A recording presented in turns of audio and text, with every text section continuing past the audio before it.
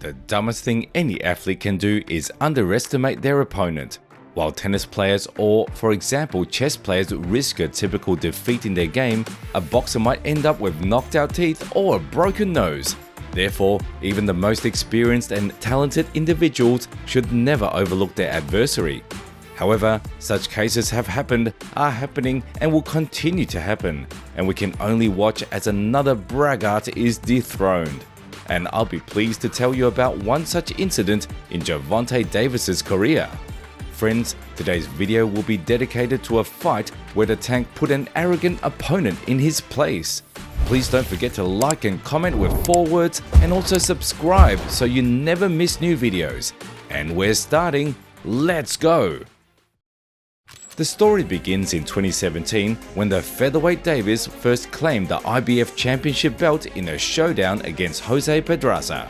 The encounter was incredibly dynamic and eventful, culminating in the tank's victory with a knockout in the 7th round. And I showed tonight I'm a dog, and I will continue to be a dog. And, I'm going to continue to listen to my team, and we're going to take over boxing. Thank y'all. Often in discussions with Davis, we mention how much he has grown in terms of his technique and style, but we completely overlook his progress in terms of engaging with the public and dealing with the media. Just 5 years ago, Gervonta was hesitant to speak on camera and simply didn't know how to do it, saying, every 2 words. Mike Tyson suffered from the same issue in his time, growing up on the streets and struggling with coherent speech until he was taken under the wing of Cus D'Amato and later Don King. Tank had his own king in Floyd Mayweather Jr., and he might have been even more influential than the old schemer. Money was always there, answering most of the questions directed at Davis, and Floyd also organized all the fights. It was his decision to arrange the first title defense against the Briton Liam Walsh, and that too on his home turf. So who is this Mr. Walsh? At that moment, Destiny was an undefeated professional boxer, and he was one of the twin brothers. His brother Ryan also boxed but was not as talented and already had a couple of losses. As for Liam, he had trained for a while with another star of Foggy Albion, Amir Khan. He won the Commonwealth title as well as the European and WBO Intercontinental belts, never fighting outside his home country, where promoters carefully brought in various opponents to pad his record. By the time of the fight with Gervonta was arranged, Liam was almost 31 years old, and this was his first chance to fight for the status of a full-fledged champion. A bit late, but it seemed they were carefully saving Walsh for a worthy opponent who eventually showed up, and even accompanied by Floyd Mayweather himself, which immediately attracted increased attention to the matchup.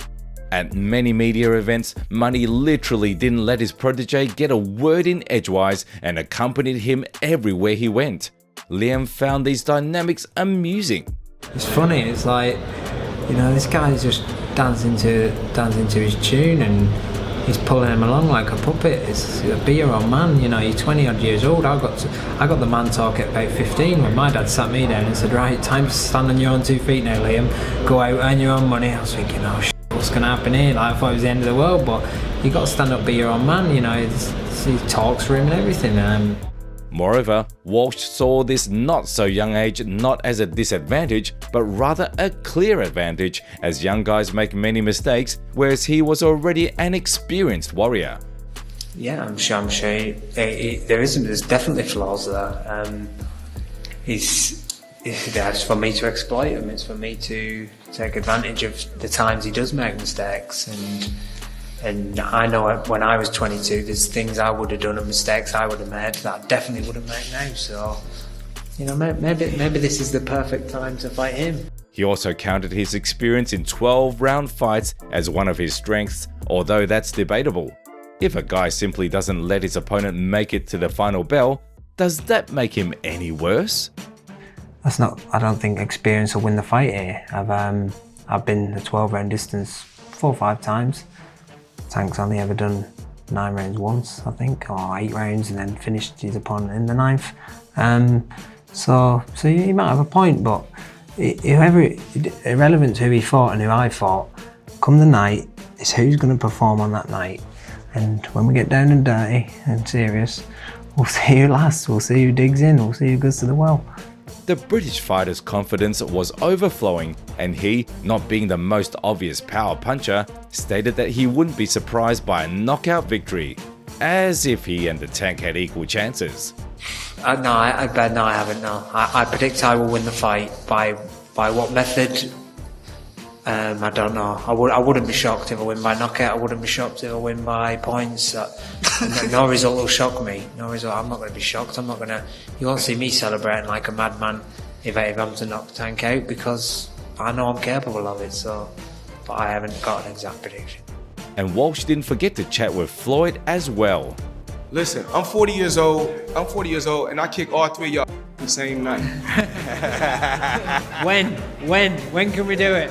Throughout the efforts of Mayweather's and Frank Warren's promotional companies, the fight gained significant attention, and thousands of people came to the stadium in London to witness their fellow countrymen's impressive performance. But what scene unfolded in reality? At first, Liam, like any self-respecting southpaw, attempted to get the jump on Gervonta, but he managed to do it only once, after which Tank began dictating the terms of the fight. The Baltimore fighter unloaded with 1-2s on his opponent and seasoned the mix with body shots to keep him on his toes. Sensing that the champion's weighty blows were hitting their mark, the ambidextrous Destiny switched to an orthodox stance and tried to reach his opponent using his reach advantage, but Gervontai's footwork and bodywork were on point. Davis outclassed Liam in speed and pure boxing technique, and it became clear after just 2 rounds that this wasn't enough for the Briton. In the 3rd round, urged on by fans, Walsh returned to his right-handed stance, but it didn't change the course of events. Instead, it exposed Liam's jaw to a left hook. Once Tank realized this, he went on a rampage, hacking at Walsh's poor head like a lumberjack, and the damage became too much. Another blow authored a knockdown, from which the Briton rose heavily and continued the losing battle. Gervonta didn't hold back, and in the same wild style, he hacked away at the young lad's sides. Technical knockout. There's a lot of people that I don't think they discredit me. They just haven't seen enough of Gervonta Davis. They seen little clips, so they question my skills. But I always prove them wrong. So that's why I'm in the sport to do. The fiery whirlwind of blows unleashed by Gervonta looked simply fantastic, and the crowd that came to support their boxer was clearly disappointed with the result, even though it was more than predictable. Davis, in the style of a weight class king, dealt with the local star without even breaking a sweat, proving that he doesn't need the experience of 12-round fights to stop opponents of this level. As much as the fight turned out to be spectacular and memorable, the press conference after it turned out to be just as strange and simultaneous, with Tank speaking just a couple of sentences in 30 minutes of conversation with journalists, while Floyd delivered monologues more impressive than any politicians. Maybe that's why they eventually ended their collaboration. I actually didn't load up at all. I took my time. I thought he was going to hold up a few rounds. I thought we were going to go the distance, so that's what I was prepared for.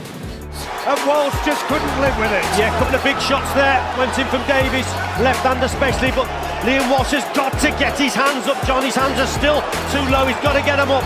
He's on unsteady legs. He looks as though he's gone here, Walsh. One more and it's all over. He stopped it.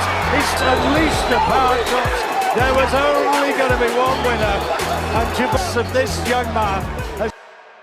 At the time of the bout, Tank was only 22 years old, and on paper, he hadn't faced as many challenges as Liam Walsh, but the Briton should have approached such an opponent much more seriously, rather than telling the camera that he wouldn't be surprised by a knockout victory. Perhaps this lesson benefited Destiny, although it's hard to say, as he only fought twice since then. In any case, the Baltimore fighter proved to everyone, especially British fans, that he's the main threat in his weight class, and everyone who wants to fight for a title should always take him seriously. And that's it. Enjoyed the video? then be sure to give it a like and subscribe to the channel. If you want to see more videos on the topic of boxers underestimating their opponents, be sure to let us know in the comments.